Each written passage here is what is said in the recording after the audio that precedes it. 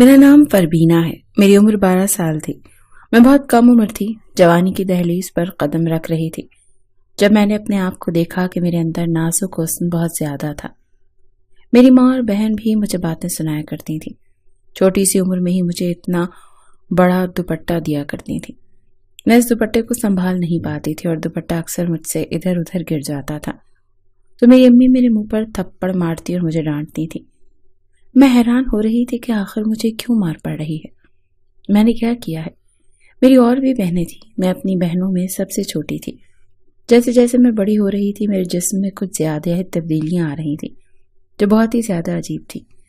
میں نے باقی لڑکیوں کو ایسے نہیں دیکھا تھا، کم از کم میری عمر کی لڑکیاں تو ایسی نہیں لگتی تھیں۔ اب تو میری امی نے کپڑوں کے ساتھ دوپٹہ نہیں بلکہ چادر بنانا شروع کر دی تھی۔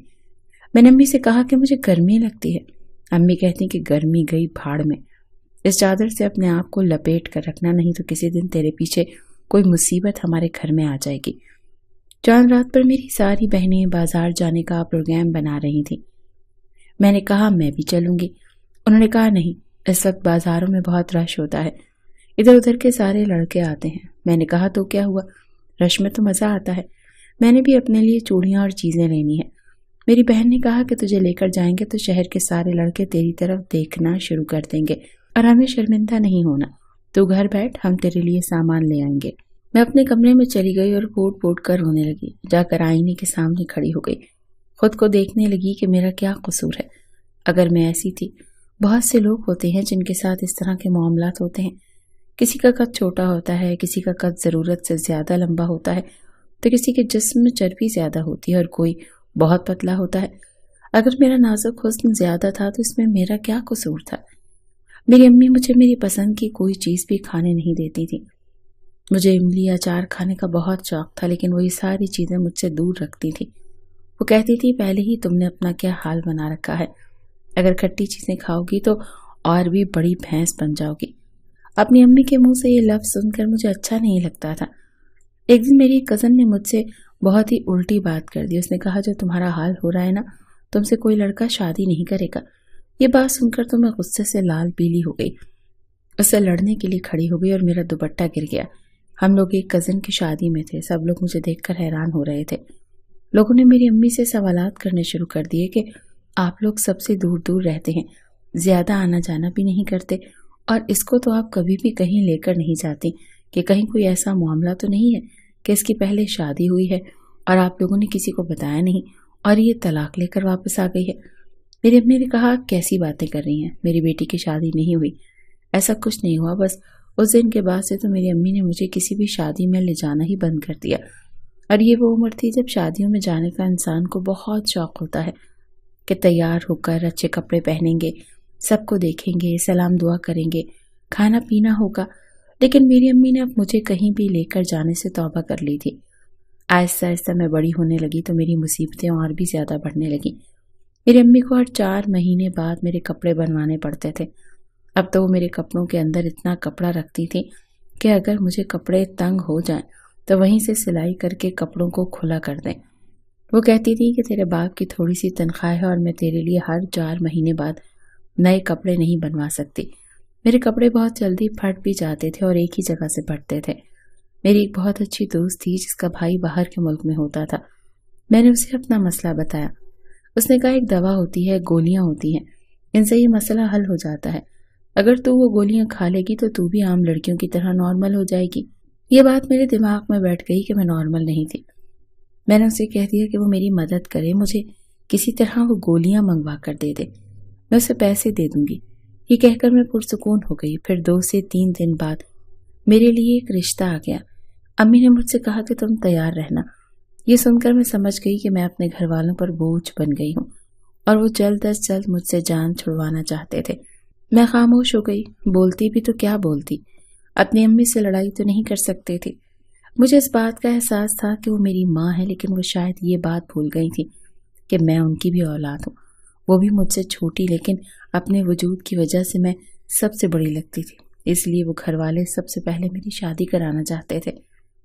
جب میرے لیے شام کو رشتے والی آئی تو میں نے کالے کپڑے پہن لیے۔ میری امی کمرے میں آئیں اور مجھے دیکھا۔ میں نے کہا امی کیسی لگ رہی ہوں؟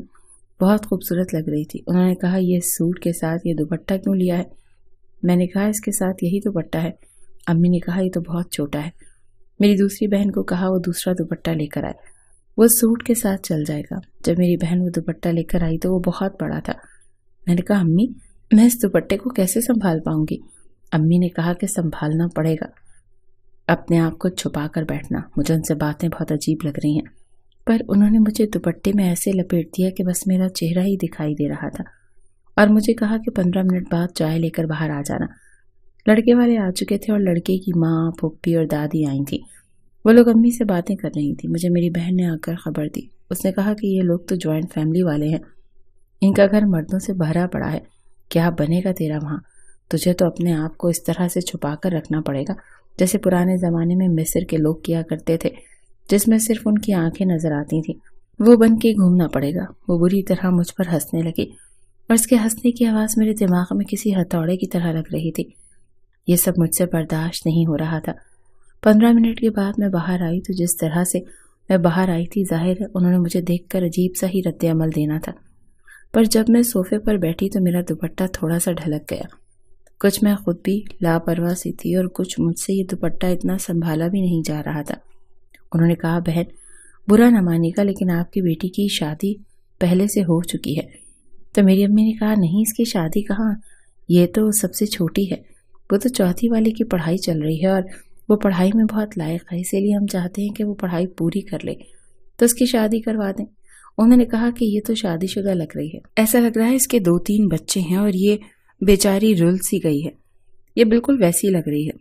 یہ تو غیر شادی شدہ لڑکی نہیں لگتی۔ غیر شادی شدہ لڑکیاں تو دبلی پتلی ہوتی ہیں، مانا کہ شادی کے بعد عورت کا وزن تھوڑا بڑھ جاتا ہے اور جسمانی شکل بھی بدل جاتی ہے، لیکن شادی سے پہلے تو میں نے کسی لڑکی کو ایسا نہیں دیکھا۔ میری امی نے کہا نہیں، ایسی کوئی بات نہیں ہے، ہم آپ کو قسم دینے کو تیار ہیں۔ اب اس سے زیادہ اور کیا ہوتا؟ انہوں نے کہا نہیں، ہمیں تو معاملہ ہی اور لگ رہا ہے، ہمارا بیٹا بڑا لاڈلا ہے، اور پھر آج کل تو ٹھیک ٹھاک لڑکیوں کے بھی لوگ منہ بھر بھر کر باتیں کرتے ہیں۔ آپ کی بیٹی کو بیاہ کر لے جائیں گے تو ساری زندگی لوگوں کے سوالوں کے جواب دینے پڑیں گے۔ ہم معافی چاہتے ہیں، ہمارے معاشرے میں رشتے سے انکار ایسے نہیں ہوتا۔ لوگ کہتے ہیں کہ فون کر کے بعد میں بتا دیں گے، اور فون کر کے کہہ دیتے ہیں کہ ہمیں آپ کی بیٹی پسند نہیں، لیکن انہوں نے تو منہ پر ہی انکار کر دیا، اور وہ بھی اتنے برے طریقے سے۔ وہ لوگ تو چلے گئے، پر امی نے مجھے تھپڑ سے مارنا شروع کر دیا۔ انہوں نے کہا کہ تیرے اتنے سارے رشتے ریجیکٹ ہوئے ہیں، لیکن اس دفعہ جو باتیں مجھے سننے کو ملی ہیں میں نے زندگی بھر بھول نہیں سکتی۔ میں ایک اچھی عورت ہوں، ساری زندگی ایک اچھی بیوی، ایک اچھی ماں بن کر گزاری ہے، اور صرف تیری وجہ سے مجھے ایسی باتیں سننے کو مل رہی ہیں جو میں نے کبھی بھی نہیں سنی تھی۔ میں نے 2-3 دن تک کھانا نہیں کھایا، لیکن کسی نے مجھ سے یہ نہیں پوچھا۔ پھر میری دوست مجھ سے ملنے آئی اور چوری چوری مجھے وہ دوا پکڑا دی۔ اس نے کہا تمہاری دوا آ گئی ہے۔ میں نے کہا مجھے اب اس کی ضرورت نہیں، وہ لوگ مجھے پسند کر کے نہیں گئے، انہوں نے شادی کرنے سے ہی انکار کر دیا۔ یہ سن کر میری دوست کہنے لگی ارے پگلی، یہ آخری رشتہ تھوڑی تھا تمہارے لیے، اور بھی رشتے آئیں گے، تب تک تم یہ گولیاں کھا کر سمارٹ بن جانا۔ پھر میری دوست چلی گئی، میں نے اس کے سامنے کچھ گولیاں ایک ساتھ کھا لی۔ پھر میں نے 2 دن سے کھانا نہیں کھایا تھا۔ جب باہر نکلی تو میری طبیعت خراب ہو گئی، میں بے ہوش ہو گئی۔ جب مجھے ہوش آیا تو میں اپنے کمرے میں تھی۔ مجھے پتہ چل گیا کہ شاید میں بے ہوش ہو گئی تھی کیونکہ میں نے کھانا نہیں کھایا تھا۔ چلو اب تو میرے گھر والوں کو مجھ پر تھوڑا سا رحم آ جائے گا، کیونکہ میری طبیعت اتنی خراب ہو گئی تھی کہ میں اپنے ہوش و حواس سے بیگانی ہو گئی تھی۔ لیکن جیسے ہی میری امی کمرے میں آئی اور انہوں نے میرے منہ پر رکھ کر تھپڑ مارا، میں حیران رہ گئی کہ میں بستر میں پڑی تھی، میری حالت بھی غیر تھی۔ انہوں نے یہ کیا کیا؟ انہوں نے کہا بے شرم، تجھے شرم نہیں آئی؟ کون سے باہر کے ملک سے تو نے گولیاں منگوائی ہیں؟ کس قسم کی گولیاں ہیں یہ جن کو تو کھا رہی تھی اور انہی کی وجہ سے تیرا یہ حال ہوا ہے؟ اس کا مطلب ہے کہ تیرے ارادے کچھ اور ہیں، تو جان بوجھ کر سب کو اپنا آپ دکھا رہی ہے، تو سب کو بتانا چاہتی ہے کہ میں بہت خوبصورت ہوں، میں بڑی موٹی تازی لڑکی ہوں۔ شرم نہیں آتی تجھے یہ سب کرتے ہوئے؟ تجھ سے مجھے یہ امید نہیں تھی، کچھ بھی ہو سکتا تھا مگر یہ سب نہیں کرنا چاہیے تھا۔ اب تو میں اپنی امی کی طرف دیکھ بھی نہیں رہی تھی، بس سسک سسک کر رو رہی تھی۔ امی نے وہ گولیاں باتھ روم میں پھینک دیں اور اوپر سے پانی بہا دیا۔ میں رونے لگی مگر امی نے مجھے دیکھا تک نہیں اور کمرے سے باہر چلی گئی۔ پھر اس بات کو کئی دن گزر گئے مگر سب گھر والے مجھ سے ناراض تھے۔ کوئی مجھ سے کھانا بھی نہیں پوچھتا تھا، مجھ سے کوئی بات نہیں کرتا تھا۔ ایسے لگتا تھا میں نفسیاتی مریضہ بن گئی ہوں، پاگل ہو گئی ہوں۔ پھر میرے لیے ایک رشتہ آیا، لڑکی کی ماں دیکھنے کے لیے آئی، لیکن لڑکی کی ماں کی آنکھیں کمزور تھیں۔ ان کے ساتھ ان کی ایک بھانجی بھی تھی، اس نے انہیں بتایا کہ لڑکی اچھی ہے، ہمیں پسند ہے۔ میں چپ چاپ بیٹھی رہی، میں نے کوئی بات نہیں بولی، اپنے آپ کو چادر میں چھپا کے رکھا تھا۔ میری بہنیں ہنس رہی تھی کہ اگر تمہاری ساس کی آنکھیں کمزور نہ ہوتی تو وہ کبھی بھی تمہارے لیے ہاں نہ بولتی، اور جو لڑکی ساتھ آئی تھی اس کی عمر تو کم تھی، اسے کیا پتا تمہارے کیا حالات ہیں۔ اب میں کسی بھی بات کا جواب نہیں دیتی تھی، میں اپنے لیے لڑنا چھوڑ چکی تھی، کیونکہ مجھے پتا تھا کہ ابھی میرے سامنے ایک اور جنگ تھی۔ میرے شوہر نے بھی مجھے باتیں سنانی تھی، اس نے بھی کہنا تھا کہ تمہاری پہلے شادی ہوئی ہے یا تمہارے کوئی بچے پیدا ہوئے ہیں۔ مجھے یہ سب سننے کی عادت ہو گئی تھی۔ جب میری شادی کی تیاریاں ہو رہی تھیں تو میرے کپڑے بن کر آ رہے تھے۔ میری ساس بہت اچھی تھی، بہت پیار سے باتیں کرتی تھی۔ انہوں نے کہا کپڑے پہن کر ایک دفعہ دیکھ لو۔ میری بہن کے منہ سے نکل گیا، اس نے کہا ابھی تو شاید پورے آ جائیں گے، لیکن بعد میں تو کھلے کروانے ہی پڑیں گے، شاید 1-2 ہفتے کے بعد ہی کھلے کروانے پڑیں۔ میری ساس نے کہا ایسی باتیں کیوں کر رہی ہو، ضرور مذاق کر رہی ہو، لیکن ہونے والی دلہن کے ساتھ ایسا مذاق نہیں کرتے۔ ہونے والی دلہن پر اللہ کا بڑا کرم ہوتا ہے، اس کی شادی ہو رہی ہوتی ہے، جب وہ رخصت ہوتی ہے، اپنے گھر میں قدم رکھتی ہے، اس وقت تو جو بھی دعا کرے پوری ہو جاتی ہے، اس کا دل مت دکھاؤ۔ میری ساس میری بہنوں کو ڈانٹ رہی تھی، میں اپنی ساس کی باتیں سن کر خوش ہو رہی تھی۔ چلو کوئی تو میرے حق میں بول رہا تھا۔ میں نے دیکھا تو میری بہن کا چہرہ ایسا ہو گیا جیسے کسی نے اس کی بہت زیادہ بے عزتی کر دی ہو۔ مجھے پہلی بار ایسا لگا جیسے کسی نے میرا ساتھ دیا ہے، لیکن میری ساس کی نظر کمزور تھی، اگر وہ مجھے کسی دن دیکھ لیتی تو شاید وہ میرا ساتھ نہ دیتی۔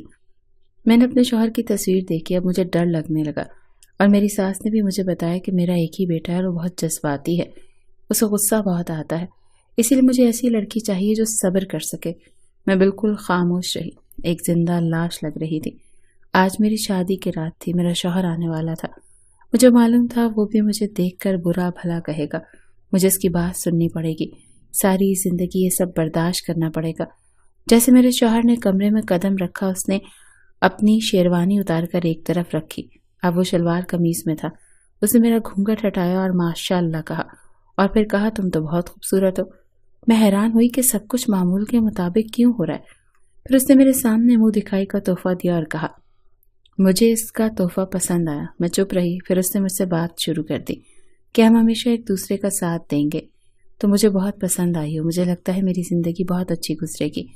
پھر شادی کی پہلی رات گزر گئی، اگلا دن بھی آ گیا۔ اب تک وہ کسی سے فون پر بات کر رہے تھے، شاید کوئی اسے شادی کی مبارکباد دے رہا تھا، کہہ رہا تھا کہ اللہ نے مجھ پر بہت کرم کیا، مجھے ایک بہت اچھی ساتھی ملی ہے، وہ بہت خوبصورت ہے، میں اس سے بہت خوش ہوں، مجھے لگتا ہے کہ میری زندگی بہت اچھی گزرے گی۔ مجھے ہمیشہ سے ایسی بیوی چاہیے تھی جو اتنی خوبصورت ہو، اور بیوی پسند کی ہو تو زندگی اچھی گزرتی ہے۔ شوہر کی یہ بات سن کر میں حیران رہ گئی کہ کیا میں اسے اتنی پسند آئی ہوں اور وہ ایسی بیوی چاہتا تھا۔ شادی کے 3 دن بعد میری والدہ نے ہمارے لیے ایک پارٹی کا اہتمام کیا۔ میں اپنے شوہر کے ساتھ گھر میں داخل ہوئی تو میری والدہ نے فوراً مجھ سے پوچھا تم نے کپڑے کیسے پہن رکھے ہیں؟ میری امی نے کہا کہ اس کی ضرورت نہیں ہے، میں نے اچھے کپڑے پہنے ہوئے ہیں اور میرے شوہر کو یہ پسند ہے۔ امی نے مجھے حیران ہو کر دیکھا، انہوں نے کہا تیرا شوہر تجھے 1 ہفتے میں واپس چھوڑ دے گا؟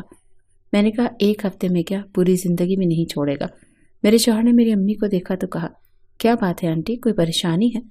انہوں نے کہا نہیں بیٹا، ہم کھانا کھانے بیٹھے تو میری باقی بہنیں بھی موجود تھیں۔ میرے شوہر نے ان کے سامنے میری بہت تعریفیں کی، ان سے کہا جب سے فربینہ میری زندگی میں آئی ہے میری تو زندگی مکمل ہو گئی ہے، میں بہت خوش ہوں۔ وہ میرا بہت خیال رکھ رہا تھا، ہم لوگوں نے ایک ہی پلیٹ میں کھانا کھایا، پھر وہ مجھے باہر گھمانے لے گیا۔ اس نے مجھے کوئی بڑی چادر اوڑھنے کا بھی نہیں کہا، اس کے پاس گاڑی تھی، اس نے کہا گاڑی میں ہی تو بیٹھنا ہے، بہت اچھی طرح سے پیش آ رہا تھا، بار بار میری طرف دیکھ کر مسکراتا تھا، مجھے میرے کان میں کوئی بات کہتا اور پھر ہم دونوں ہنستے۔ کبھی مجھے فون میں ہماری شادی کی کوئی تصویر دکھاتا۔ میری امی اور میری بہنیں یہ سب کچھ دیکھ رہی تھیں اور ان کے چہرے عجیب سے بنے ہوئے تھے، وہ حیران ہو رہی تھی کہ اس کا شوہر تو اسے ہاتھ کا چھالا بنا کر رکھے ہوئے ہے، اور یہ صرف شادی کے شروع میں ہی نہیں ہوا تھا، آج ہماری شادی کو 5 سال ہو گئے، الحمدللہ میرے 2 بچے ہو گئے ہیں، آج بھی میرے شوہر کا رویہ میرے ساتھ ویسا ہی ہے، ہم لوگ بہت خوش ہیں۔ شاید مردوں کو ان ساری باتوں سے فرق نہیں پڑتا اور انہیں یہی سب کچھ اچھا لگتا ہے۔ اللہ کا شکر ہے کہ میری ماں اور بہنوں نے تو میرے دل پر بہت زخم لگائے، پر میرے شوہر نے وہ سارے زخم بھر دیے۔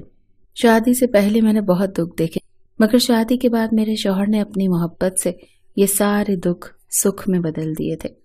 آج مجھے اچھا شوہر مل گیا جو میرا بہت خیال رکھتا ہے۔ اس نے آج تک کبھی مجھے ایسی کوئی بات نہیں کی جس کی وجہ سے مجھے اپنا آپ چھوٹا یا کمتر محسوس ہو۔ میں اس کے ساتھ بہت خوش ہوں۔ اس کی ماں ایک اچھی عورت ہے اور اس کی ماں نے اس کی تربیت بہت اچھی کی ہے۔ اسے عورت کی عزت کرنے والا مرد بنایا ہے۔ آج میرے 2 بیٹے تھے، اسی لیے میں نے سوچا کہ میں بھی اپنے بیٹوں کی ایسی ہی تربیت کروں گی تاکہ میری جیسی کسی لڑکی کو لوگوں کے تانے نہ برداشت کرنے پڑیں۔